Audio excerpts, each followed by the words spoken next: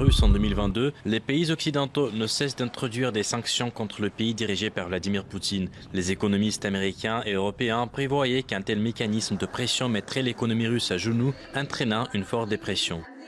Or, aujourd'hui, il semble que ces tentatives aient échoué. Selon le Fonds monétaire international, dont les statistiques sont citées par le Wall Street Journal, l'économie russe pourrait connaître cette année une croissance de 1,5%. Des nouvelles désespérantes pour l'Occident, bien qu'en 2022, la Russie ait effectivement subi un recul de 2,1%. Mais comment la Russie a-t-elle résisté à une telle pression sans précédent de la part des pays occidentaux? Le Wall Street Journal répond. Derrière la résilience économique de la Russie se cache, selon les analystes, un important plan de relance du gouvernement, le passage vers une économie de guerre et une réorientation sans précédent de ses échanges commerciaux avec des partenaires asiatiques, principalement la Chine et l'Inde.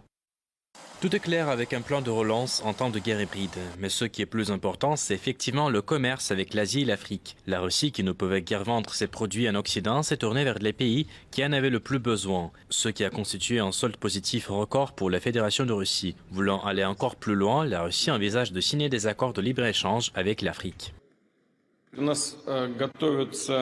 sommes en train de préparer des traités sur les zones de libre-échange avec l'Égypte, le Maroc, la Tunisie, l'Algérie. C'est toute l'Afrique du Nord. Sur le continent, il y a, comme on dit, beaucoup de zones de potentiel économique. Il y a des pays très intéressants. Nous ne devons donc en aucun cas faire l'impasse sur ces autres régions. Mais ce ne sont pas tous les indicateurs du miracle économique de la Russie. Selon les experts du Wall Street Journal, la production nationale d'articles optiques ou électroniques, ou par exemple d'ordinateurs, a augmenté de 30%. Il en va de même pour la production de produits finis métalliques. Et si on se tourne par exemple vers l'industrie textile, la production de vêtements spéciaux bat des records avec une hausse de 76%. Au moins un tiers de notre croissance industrielle est fournie par la croissance de la demande intérieure. Environ 2 tiers, ce sont, il faut le dire, l'industrie de la défense et des secteurs connexes. Et les secteurs connexes, ce sont également les activités industrielles avec un double ou triple effet. Mais tout de même, un tiers est dû à la demande intérieure. Et c'est un bon indice des possibilités intérieures pour le développement de l'économie nationale. Le plan des Occidentaux consistait à freiner le développement de la Russie, voire lui faire prendre du retard sur le plan technologique. Et au début, il réussissait. Par exemple, les sanctions ont dans une grande majorité privé Moscou de micropuces et de composants high-tech afin que la Russie ne puisse pas fabriquer de missiles de haute précision.